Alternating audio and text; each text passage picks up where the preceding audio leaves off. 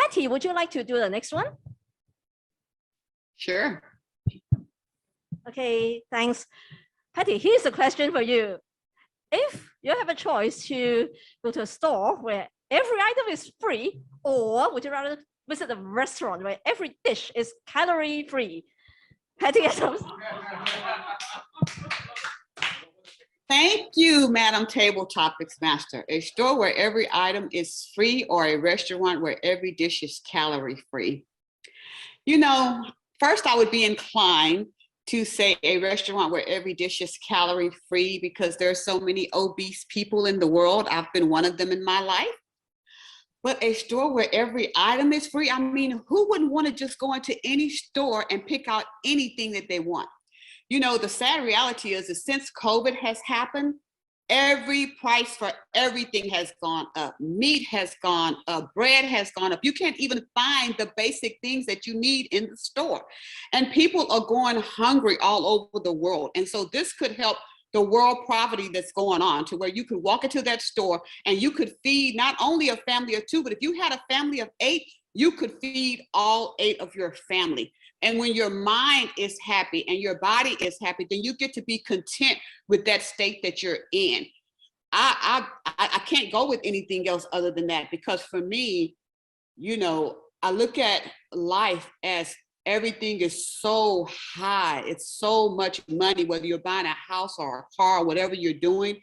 There should be some things in life that are free, that cost you nothing. So why not let it be a store full of delicious, grateful, and who knows, even some calorie-free items. I give it back to you, Table Topics Master.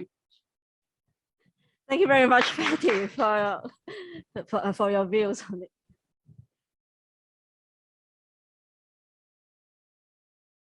So may we just jump to, just capture a few minutes, maybe jump right to the first speaker, which is Patti.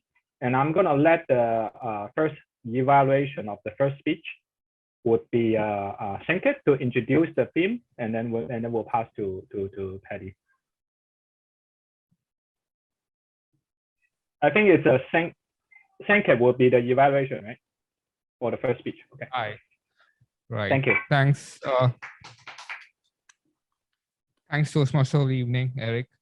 So the first speaker for today is Patti Adams, and her subject is, the topic is the right way and the wrong way to complete a path. This is presentation mastery, creating effective visual aids, present a speech topic that lends itself well to using visual aids, create at least 1, but no more than 3 visual aids to enhance the presentation. So I allow Patti to start with her topic for today. All yours, Patti. Thank you. Thank you so much, Sanket. Right now, I would like to kind of take you on a little bit of a road of the way we used to do things and the way that we do things now. There used to be a traditional way of doing Toastmasters, and now we do, everything is digitized. It's kind of like having that old rotary phone where you had to dial every single number, and now we've moved to a new way of talking, and everybody pretty much has a cell phone now that they use to communicate with.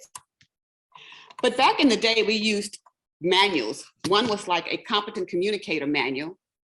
This was one where you did your speeches through an actual manual. You had to physically read through each project to find out what you needed to do.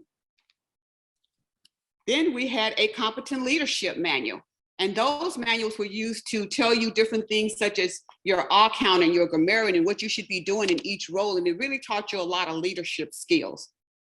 And then in order to complete your DTM, you would have a choice of 15 manuals that you could use, but you had to complete at least 6 manuals in order to achieve your DTM. Today, we've moved on to specialized learning paths. And so if you're a new member, you actually go through a thing called pathways. But what I've learned is that a lot of people are going through pathways the proper way, and then there are a lot of us that are not going through it the proper way. So we're gonna do a little bit of an exercise right now. And I've already signed into Toastmasters International. So I'm now going to share that screen. And so if you in Toastmasters International, you have a way to work through pathways. And when you're working through pathways, you'll get through an area that says path and learning. So if you go to Path and Learning, and this is my screen, and sometimes it takes a little while to catch up, I have 3 different paths that I'm working on: effective coaching, motivational strategies, and presentation mastery. So I'll just do an exercise through presentation mastery. So you would open that curriculum. And once you open it, you'll come up to these different type of levels that you're working on. And so the exercise I'm going to do to kind of show all of our members the right way you should be going through your different levels, which ultimately will lead you to your path, is to do it this way. You would first activate the level. So I've already activated effective body language, and then you would click on launch. When you launch it, it's going to basically tell you everything that you need to be doing in that path. And so trust me, I could just do a speech on effective body language and just figure out, oh, well, I just need to move my body. But it's a little bit more involved than just doing whatever you want to, because I have taken a lot of time to show the right way to move through the different paths.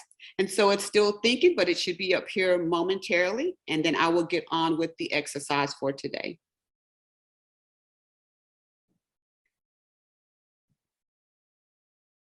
Okay, so while it's still thinking, and I've been through here so many times, you will first come up, and the first thing you'll probably want to do is use this little drop down arrow, and it will tell you everything that you're going to cover, like the introduction, your assignment, assessing your skills before, and etc. Once you do that, there's an arrow on the right hand side that will move you on to the next screen. The very next thing you should be doing is making sure that you review your project checklist. And your project checklist will tell you how long the speech will be. So in this case, 5 to 7 minutes. It'll let you know you need to schedule your speech, write your speech, rehearse your speech, and etc. Then you'll want to assess your skills, such as, I recognize the importance of understanding body language. Well, maybe I want to score myself as a 4. You'll go to the next, you read the question, and then you'll answer each one, and you will hit the submit button so that it will save what your skills were before you did the speech. It will go over your competencies, and the reason I'm not reading every screen is because that's your job, is to go in here and actually do these functions to find out what you need to be doing next. So this one, for example, is body language. It's a nonverbal expression of emotions, feelings, and ideas. Your posture, movement, position, gestures, eye contact, and facial expressions will all contribute to the message. So how many of you know that there was a difference in posture and stance and position and movement? I mean, I didn't know that so much was involved with body language. But if you click on each one, as you can see, it will tell you exactly what you need to be doing when you do a speech, working on your effective body language.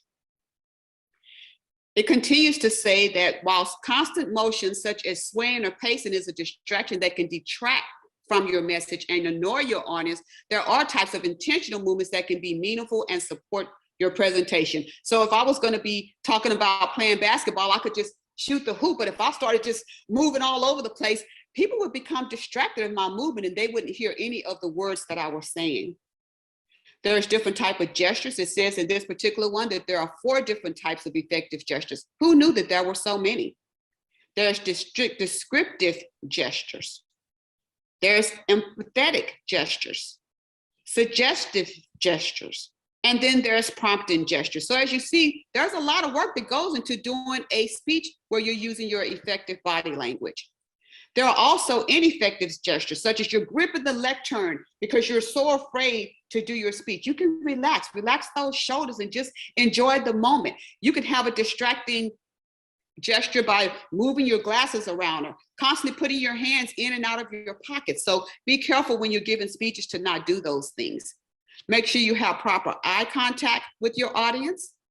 And then it tells you as you deliver your speech, tells you different things that you need to do. So you just click on more and read, and it will tell you how to work through that. There's even a note here for the visually impaired. As you know, there are some people that are blind and they may not be able to see. And so it actually worked through how you need to make sure that those that are visually impaired can also enjoy the message and the speech that you're giving.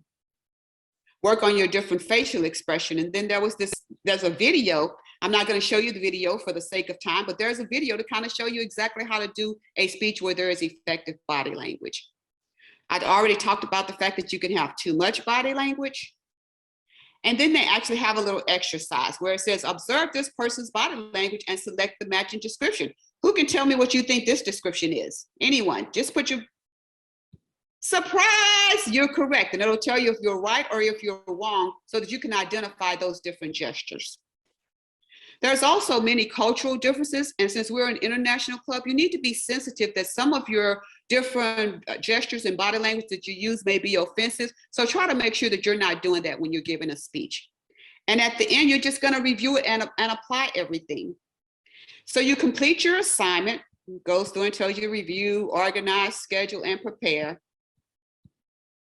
And then at the end, you see this nice little thing here. It says an evaluation resource. You would click on that and you would send that form to the person who's going to be evaluating you, because they will need to know what they're evaluating you on.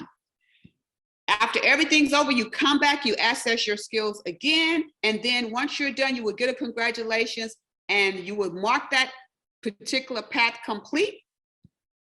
And once you mark that path complete, then you will know that everything has been done the proper way. So make sure you're doing things the right way. I do see the red card is up, may have been up for a couple of minutes, but this was important, so I continue to go forward. Back to you, Mr. Toastmaster of the evening.